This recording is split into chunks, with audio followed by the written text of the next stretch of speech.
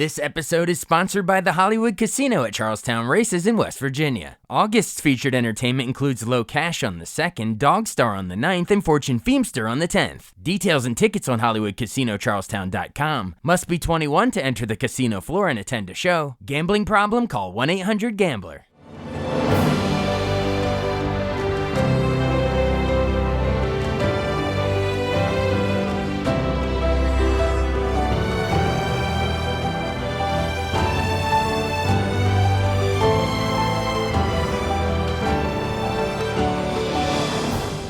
Welcome to the newest episode of Beyond the Fame with Jason Fraley. I'm your host, Jason Fraley, picking the brains of the top filmmakers, musicians, and artists of our time. Zachary, Levi, and Zooey Deschanel visit Washington, D.C. to provide a sneak peek of their new movie, Harold and the Purple Crayon, in a free event tomorrow night at the Library of Congress. They join me to discuss the magic of the family-friendly flick adapted from the classic children's book, as well as Zoe's memories of Elf, 500 Days of Summer, and New Girl. Hey, this is Jason Fraley at WTOP in Washington, D.C. Thanks for joining us. All right. I love Washington, D.C. We're going to be there soon, actually. That's right. Oh, I'm so stoked. Yeah. So excited. With Zachary, Levi, and Zooey Deschanel because they're coming to the Library of Congress here in D.C. Right. One of the coolest places ever. So you've both been there before? I've been there. Have you been there? I don't think I've ever been to the Library of Congress. I got to go last year, and it was incredible. Yeah. What an experience. Yeah, truly. And it's going to be, again, for Harold and the Purple Crayon. It's going to be Tuesday, July 30th. And before we get to that, one other second, Zoe, I wanted to ask about your reaction to Bob Newhart passing away a couple of days. Your Elf co-star. So in the last couple of years, you lost Ed Asner in 2021, then James Caan in 2022, and now Bob Newhart. But do you feel lucky to have worked with all those legends? So lucky. What amazing people, all of them. Like, Bob was such a kind and generous person and just such a genius. I mean, like, what a legend. And I do just feel incredibly privileged to have gotten the opportunity to work with him. Oh, absolutely. Well, our segue will be from Elf to Harold and the Purple Crayon because, Zachary, it's similar. I said similar vibes, fish out of water. You know, it's not the North Pole, but it's this 1955 storybook by Crockett Johnson. But your character is sort of that similar wide-eyed innocence in this real world. I guess you could also throw in Amy Adams Enchanted, stuff like that. But how fun was it to sort of approach playing this fictional character in this real world? You're just excited by everything. Yeah, you're spot on. It really is. There is a bit of a Venn diagram overlap with Elf. In fact, it was one of the things I was afraid when we went to Zooey to see if she wanted to play the role. I was afraid that she was going to be like, this is a little too much like Elf, maybe. But fortunately, she didn't think that. But it is, Will and Elf and me as Harold both have this unbounded optimism and joy because we're both from a world that is not the real world. He's from the North Pole and all of that incredible magic, and I'm from my world that, Crockett Johnson creates. And so to jump into that, to have this fish out of water, to have this kind of ignorance, if you will, for what is the jaded, more kind of, darkened world, I guess you could say, that has consequences and ramifications and sufferings, and to miss all those social cues and to think that people that are honking at you in traffic are really just saying hi. Like, there's something that's really fun to just dive into that and the purity behind that. And that was one of the reasons I wanted to play the role. Yeah, and you being in Shazam, perfectly it all works. It all works. Yeah. I want to remind folks that as far as the animation goes, Zoe, you had voiced Bridget in Trolls, and Zachary, you'd done Flynn Rider in Tangled, so you had a little experience. But I want to remind folks that this isn't like a hybrid like Roger Rabbit where, it's like live action and animated at the same time. It's more like drawing with a purple crayon and stuff. So I want to know how was that achieved on set with, like the tire on your car or vehicle? You know what I mean? Like, are you like acting up against like tennis? Yeah, we definitely, there was a little bit of that kind of, most everything felt like pretty practical in real life, but we'd have to like kind of stop and you would draw something. Yeah. And there would be like, sometimes like a wire kind of thing, right? Yep. They had like a whole system of making sure everything was seamless, but it was just a little bit of movie magic where we just kind of stop. But I didn't find it distracting at all. Like, the only scene where we're doing a lot of that, like, look over there. Like, remember the last scene of the movie? Yeah, the big it was battle. like the big battle of the movie, and we had to be like, oh, look, oh no, he's going down the thing. Oh, wait, it's on fire. Oh, there's a big boulder. Oh, there's a dragon there. You know, that kind of. Calling out the cues and all that kind of stuff. Yeah. Which is fun, too. You know, it's kind of also part using of your job. imagination. Exactly. It's part of the job. But I would say most of the time we were doing real practical acting, and then we had a little bit of that kind of... the drawings for the most part, they're occasionally... well, it might have been even like half and half, but... oftentimes we would have a wire frame of whatever the thing was, and I would rehearse with that, and then they would take the whole wire frame away, and then I would just have to, through muscle memory, remember, like, this is the length of the prop. It's a good thing you're a trained dancer. Exactly.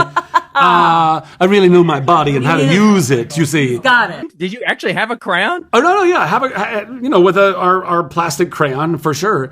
But it was actually a really fun challenge, though, because, as an actor, the regular challenge is you're going to inhabit this character, you're going to bring it to life, you're going to remember your lines and your marks and hit those things. And, that's a typical acting job. But then you start adding these levels of fantasy in with green screen or not green screen and just looking out into space and imagining that that's things going on or whatever.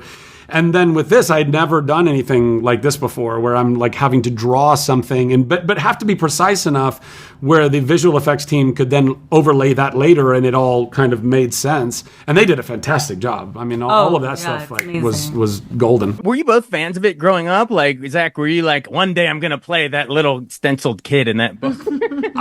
It would make a better story for sure. But the truth is, I didn't really know the book. I found that about 50% of people, it's either you knew that book and it was one of your favorite books growing up, or you didn't really know the book. And I was more in the latter.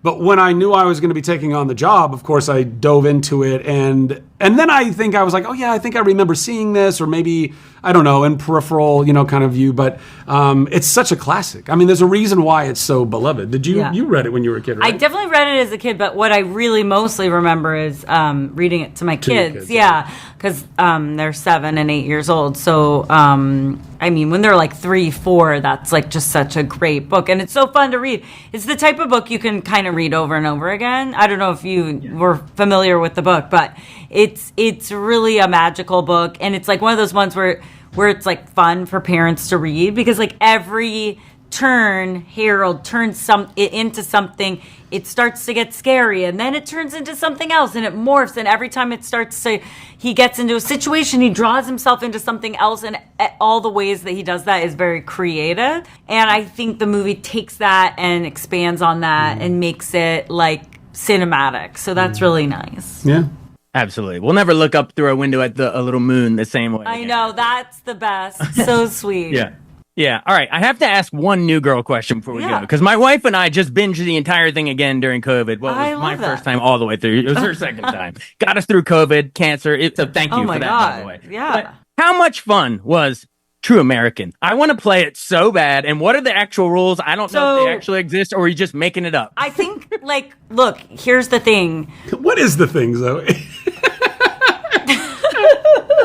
The thing about True American is it was apparently a game one of the writers, like her college roommates, played, but it was actually like a physical game where there were like guys who would like wrestle each other, and then she thought of it and put it in the script.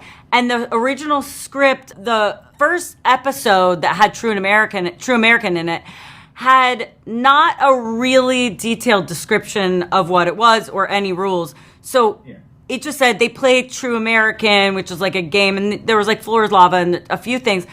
But like I love American history, so I was like George Washington Cherry Tree and like 1, 2, 3, 4 JFK FDR. Those were all just like things I improvised.